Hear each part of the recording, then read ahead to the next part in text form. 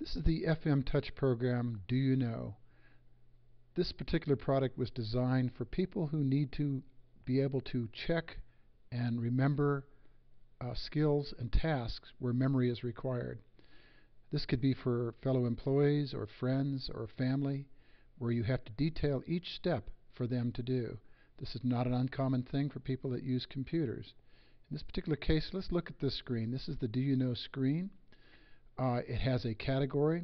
Let's zoom in here. It has a category for the Do You Know. This is a drop-down list that is used to pick a category.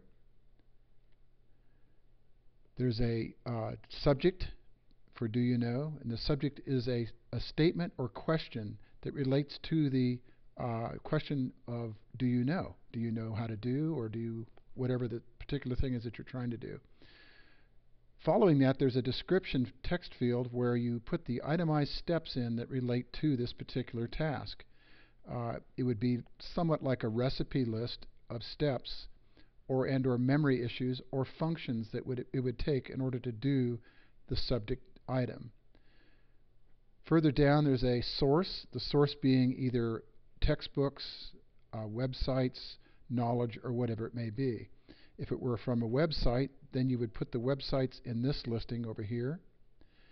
And then there's a picture and video area down at the bottom where you can add pictures that relate to this particular task and also videos. Either you can create the videos yourself or take them from sources on the internet.